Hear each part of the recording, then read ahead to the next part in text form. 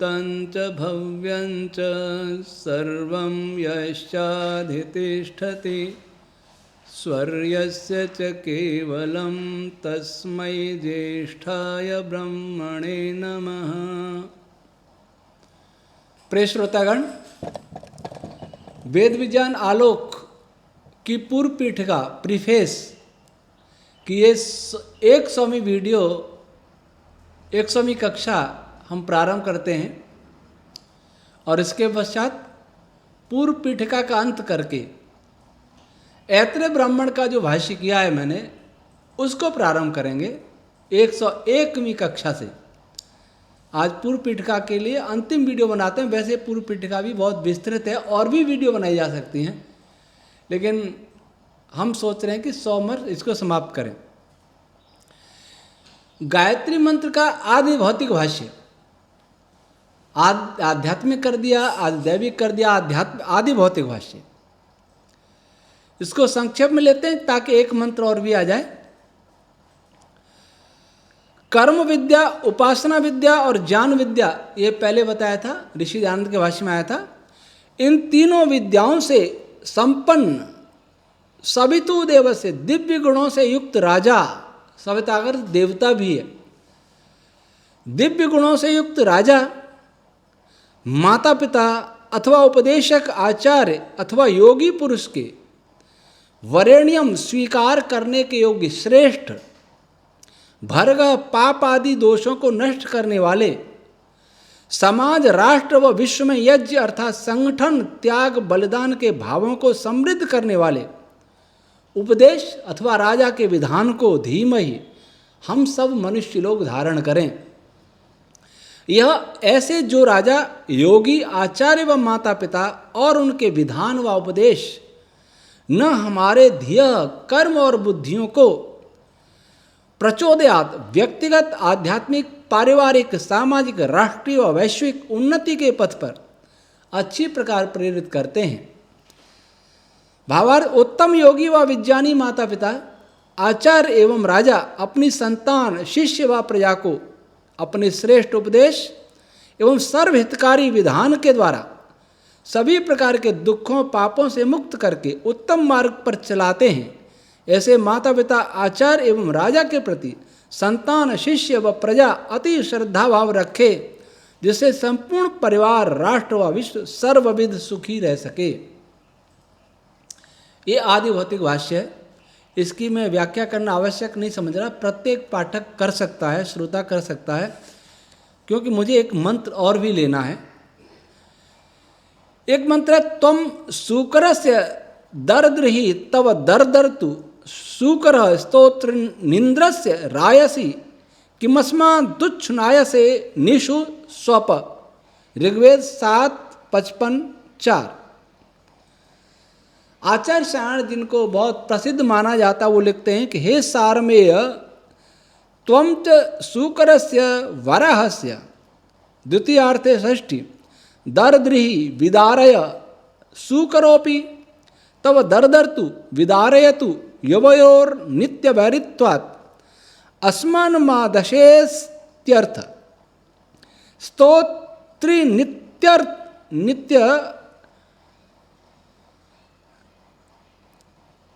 अधर्च पूर्वस्याम ऋचि व्याख्याता। चलो, इसका विल्सन का अनुवाद H Wilson, do the rent, ये अधूरा भाष्य है, पहले कुछ मंत्रों का भाष्य है, तो वो लिखते हैं पूर्व ऋचा में व्याख्यात किया गया है।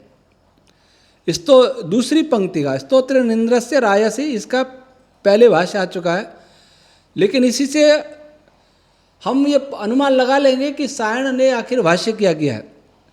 विल्सन लिखते हैं, do the rent the hog, let the hog rent thee, why dost thou assail thee worshippers of Indra, why dost thou intimidate us go quietly to sleep. Griffith, be on the guard against the boar, and let the boar beware of thee, at Indra's fingers. Warcast thou, why dost thou seek the terrify us? Go to sleep. इन तीनों का सार क्या है कि हे शूकर और कुत्तों, सुअर और कुत्तों, तुम परस्पर लड़ो, एक दूसरे को मारो काटो, इंद्र के उपासकों व स्तुति करने वालों पर आक्रमण क्यों करते हो? हमें क्यों कष्ट देते हो? जाओ चुपचाप सो जाओ। आचार्य सायण का भी भाष्य यही कहता है। विल्सन और ग्रिफिथ इन दोनों विदेशी भाष्यकारों के भाष्य कहते हैं। जितने भी वेद के अध्येता हैं, मेरे पौराणिक भाई जो अपने को सनातनी मानते हैं और आचार्य सायण को बहुत बड़ा वेद भाष्यकार, वैदिक विद्वान मानते हैं, वे अपने मस्तिष्क से सोचें, विचारें कि ये मंत्र इंद्र के स्तोता कह रहे हैं कि सुअर कुत्तों तुम एक दूसरे को मारो काटो खाओ, हमें क्यों, हम पर आक्रमण क्यों करते हो, हमें परेशान क्यों करते हो, जाओ चुपचाप सो जाओ। क्या ऐसा कोई वेद मंत्र हो सकता है? यही वेद है। इसके जिसके लिए हम कहते हैं कि वेद सब, वेद में सब सत्य विद्याएं, वेद में ये है, वेद में क्या यही वेद है? यही उपदेश परमात्मा ने दिया है। वेद ईश्वर की वाणी, क्या वेद ये कह रहा है? ईश्वर की वाणी में ये आया है। ऐसे भाष्यों ने ही वेद को कलंकित किया है, नष्ट किया है। दुर्भाग्य से आज यही भाष्य पढ़ाए जा रहे हैं। अब ऋषि दयानंद का भाष्य देखें इसका। त्वम सुकरस्य, यह सुष्टु कर, हिंदी सुना देता हूं ताकि, क्योंकि इसकी हिंदी भी ठीक ही है, संस्कृत के अनुकूल है। हे गृहस्थ, जिस सुंदरता से कार्य करने वाले परम ऐश्वर्यवान, तुम्हारे कार्य को अच्छे प्रकार करने वाला निरंतर बढ़े, आप लक्ष्मी के समान आचरण करते हो और जो सबको निरंतर उन्नति दें, अर्थात सबकी वृद्धि करें। स्तुति करने वाले विद्वान, हम लोगों को क्या दुष्ट कुत्तों में जैसे वैसे आचरण से प्राप्त होते हो, उस घर में सुख से निरंतर सो। भावार्थ, हे गृहस्थ, आप ऐश्वर्य का संचय कर, धर्म व्यवहार में अच्छे प्रकार विस्तार कर, विद्वानों का सत्कार कर, श्रीमानों के समान आचरण करो। हम लोगों के प्रति किस लिए कुत्ते के समान आचरण करते हैं? निरोग होते हुए प्रति समय सुख से सो। ये ऋषि दयानंद का भाष्य है। इस भाष्य में और सायण के भाष्य का अंतर देख लीजिए। मेरा इस पर अलग भाष्य है, वो मैं लेता हूं। इस मंत्र के कुछ पदों पर विचार करें। सुकरह किसको कहते हैं? यह सुष्ठु करोति, महर्षि दयानंद भाष्य में। और दरदर तु प्रभूत वृद्धि करना, दरदर तु भृशम वर्धताम, महर्षि दयानंद ने किया है। दरदर ही अत्यंत वर्धय, ऋषि दयानंद, ऋग्वेद 3:30-21। रायसी रा एव आचरसी, महर्षि दयानंद भाष्य। दुष्णय से दुष्टेषु एव आचरसी, महर्षि दयानंद, ऋग्वेद भाष्य 7:55-3। सारमेय शर्मा शरणार्थ निरुक्त 11:24। या सरति सा सरला नीति, महर्षि दयानंद, ऋग्वेद भाष्य 4:16-8। समान रमणा, महर्षि दयानंद, ऋग्वेद भाष्य 5:45-7। मेरा आदिदैविक भाष्य। इंद्र के साथ साथ रमण करने वाली मरुद रश्मियां इस सार में है। इंद्रो वै मरुतो क्रीडनः, मरुतो वै क्रीडनो वृत्तम हनिष्यंतम इंद्रमागतम तम अभित परिचिक्रीडुर महयंतः, शतपथ 2:5-3:20। तो इंद्र तत्व के साथ रमण करने वाली मरुद रश्मियां, जो अपने सभी कार्य अच्छी प्रकार तथा तीव्रता पूर्वक करता है। कौन? इंद्र। तीक्ष्ण विद्युत, तीक्ष्ण विद्युत तरंगों को इंद्र कहते हैं यहाँ। ऐसे उस इंद्र तत्व तीक्ष्ण वायु मिश्रित विद्युत को दर दर ही प्रभूत मात्रा में समृद्ध करती हैं। कौन करती हैं? इंद्र के साथ चलने वाली मरुद रश्मियाँ तीक्ष्ण विद्युत तरंगों के साथ जो मरुद रश्मि गमन करती हैं, उन तरंगों के बल को, एनर्जी को बढ़ाती हैं। इसके साथ ही वे मरुद रश्मियाँ, विशेषकर प्राणापान रश्मियाँ, उस तीक्ष्ण इंद्र तत्व रूपी विद्युत का असुर आदि वादक पदार्थों के निवारण हेतु उचित विभाग भी करती हैं।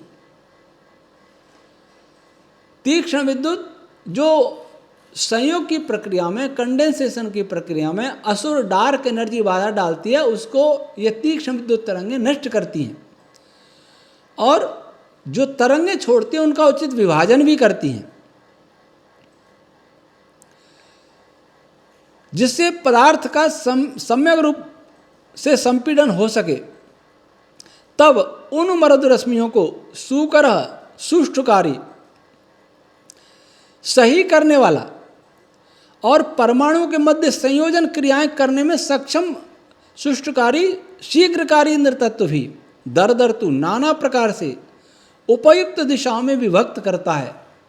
अपनी रश्मियों को कहाँ कहाँ डार्क एनर्जी पर आक्रमण करता है, ये भी विभाजन होता है, जिससे वे नाना परमाणुओं के मध्य संयोजन क्रियाएं करने में सक्षम बनती हैं। वे मरुद रश्मियाँ एवं इंद्र तत्व स्तोत्र इंद्रस्य, उस इंद्र संज्ञक विद्युत के द्वारा प्रकाशित व सक्रिय परमाणु आदि पदार्थों को किम रायसी, राया किसको कहते हैं? पशवो वही राय, पशु, पहले भी मैंने कहा पशु का अर्थ छंद रश्मियाँ, प्राण रश्मियाँ। तो रायसी, किम रायसी, छंदादि रश्मियों के समान तरंग के तुल्य व्यवहार करने के लिए क्यों प्रेरित व विवश करते हैं? इसका उत्तर देते हुए कहा असमान दुच्छन ऐसे हमें, यहाँ से तात्पर्य इस ऋचा की कारण रूप वशिष्ठ ऋषि अर्थात प्राण नामक प्राण रश्मियाँ, ऐसी प्राण रश्मियाँ दुष्ट असुर रश्मियों के अंदर सब ओर से विचरण करती हुई निशु स्वप नितराम पूरी तरह से व्याप्त हो जाती हैं, जिससे असुर तत्व अर्थात डार्क एनर्जी जो कंडेंसेशन की प्रक्रिया का संयोग कॉम्बिनेशन की प्रक्रिया में बाधा डालती हैं, उसका वह क्षीण होकर सोए हुए के समान प्रस्तुत होकर आकाश में, स्पेस में विलीन हो जाती हैं वो डार्क एनर्जी। भावार्थ, इंद्र रूपी विद्युत को विभिन्न मरुद रश्मियाँ जो उसके साथ क्रीड़ा करती हुई निरंतर चलती हैं, अनुकूलता व प्रचुरता पूर्वक समृद्ध करती हैं। इसके साथ ही विभिन्न पदार्थों के संयोग व वियोग के समय विद्युत बलों का उचित विभाग भी करती हैं। उधर इंद्र अर्थात विद्युत भी परमाणुओं के संयोग और वियोग की प्रक्रिया के समय मरुद रश्मियों का उचित विभाग करती हैं, जिससे उनके मध्य अनुकूल आकर्षण आदि बल उत्पन्न हो सकें। वे मरुद रश्मियाँ में विद्युत दोनों ही संयोग और वियोग करने वाले परमाणुओं को उस प्रक्रिया के समय तरंगीय गति के समान गति प्राप्त कराते हैं। इसके साथ ही इस प्रक्रिया में संयोजक बलों से युक्त प्राण नामक प्राण रश्मियाँ संयोग प्रक्रिया में बाधक बन रही डार्क एनर्जी के अंदर व्याप्त होकर उन्हें बिल्कुल दुर्बल, कमजोर कर देती हैं। इससे वह नष्ट होकर, क्षीण होकर, टुकड़ों टुकड़ों में विभाजित होकर स्पेस में विलीन हो जाती हैं। इस ऋचा का सृष्टि इसकी उत्पत्ति प्राण नामक प्राण रश्मियों से होती है। इसका ऋषि है वशिष्ठ। वशिष्ठ सब बसाने वालों में सबसे श्रेष्ठ, प्राण वही वशिष्ठ। शतपथ ब्राह्मण 8:1-1-6। सभी इस छंद रश्मि के उत्पन्न होने के पूर्व विद्यमान प्राण रश्मियाँ इस छंद रश्मि को प्रभावित और सक्रिय करने में भी सहायक होती हैं। इसका छंद है बृहति। बृहति छंद का गुण होता है किसी पदार्थ को कंडेंस करने में महती भूमिका निभाता है। तो बृहति के प्रभाव से पदार्थ शीघ्रता से कंडेंस होता है। इस ऋचा का सामान्य प्रभाव क्या है? जब दो विद्युत आवेशित कणों को परस्पर पास में लाया जाता है, उस समय उनके चारों ओर विद्युत चुम्बकीय बल उत्पन्न हो जाता है। उन बल रश्मियों के चारों ओर सूक्ष्म जो मरुद रश्मियाँ निरंतर गमन करती हैं, ऐसी मरुद रश्मियाँ विद्युत आवेश के बलों को समृद्ध करती हैं। इससे ऋणावेशित कण आकाश तत्व में खिंचाव उत्पन्न करने लगता है। यही ऋण आवेशित कण अपने अंदर से उत्सर्जित मरुद रश्मियों को उचित रीत से विभक्त करके धनावेशित कणों की ओर भेजता है और धनावेशित कणों में से धनंजय रश्मियों का आकृष्ट करता है। वे रश्मियाँ फील्ड के समान वे रश्मियाँ अर्थात फील्ड रश्मियाँ दोनों संयोजक कणों को कोई हानि नहीं पहुंचाती, बल्कि वे उन कणों को तरंग के समान वाइब्रेट अवश्य करती हैं। इस वाइब्रेशन में प्राण नामक प्राण रश्मियाँ जो धनावेशित कणों से उत्सर्जित होती हैं, कणों के मध्य विद्यमान सूक्ष्म डार्क एनर्जी को प्रहार करके नष्ट करके आकाश में मिला देती हैं। ये इसका आधिदैविक भाष्य है। मैं थोड़ा जल्दी चल रहा हूँ, चलने दो। इसका आध्यात्मिक भाष्य, योग साधना में प्रवृत्त मनुष्य के साथ प्रमाण, विपर्य, विकल्प, निद्रा तथा स्मृति नामक 5 वृत्तियाँ सुकरस से साधक को शीघ्रता पूर्वक अपने प्रभाव से आच्छादित करने वाले 5 क्लेशों अविद्या, अस्मिता, राग, द्वेष एवं अभिनिवेश को बढ़ाती हैं तथा तब उन 5 वृत्तियों को सुकरह ये 5 क्लेश भी समृद्ध करते हैं। स्तोत्र निंद्रस्य, इंद्र अर्थात परमेश्वर के स्तोता साधक को ये वृत्तियाँ एवं क्लेश रायसी योग साधक के चित्त को क्यों चंचल बनाती हैं? इसका उत्तर यह है दुच्छुनाय से कि इससे योग पथ का पथिक मनुष्य उन दुष्ट वृत्तियों व क्लेशों के प्रभाव में बहता हुआ निशु स्वप उस साधना से नितराम पूरी तरह से उपरत हो जाता है, हट जाता है। इस कारण योग साधक को चाहिए कि वह इन दोनों अर्थात वृत्तियों और क्लेशों को सतत अभ्यास व सम्यक ज्ञान के द्वारा नियंत्रित व निर्मूल करके उन्हें प्रसुप्तवत बनाने का प्रयत्न करता रहे। भावार्थ, जब कोई योग साधक योग मार्ग पर अग्रसर होता है तब प्रमाण, विपर्य, विकल्प, निद्रा एवं स्मृति नाम वाली 5 वृत्तियाँ तथा अविद्या, अस्मिता, राग, द्वेष एवं अभिनिवेश नाम वाले 5 क्लेश उसको मन को बार बार अस्थिर करने लगते हैं। इससे योगाभ्यासी अपने पद से उपरत होने लगता है। इस कारण योगाभ्यासी को चाहिए कि इन वृत्तियों व क्लेशों को दूर करने के लिए धैर्यपूर्वक निरंतर प्रयत्न करता रहे, जिससे उसकी प्रवृत्ति योग मार्ग पर सतत बनी रहे। यह आध्यात्मिक भाष्य। अब यह पूर्व पीठिका समाप्त होती है। इतना ही। ओम शम।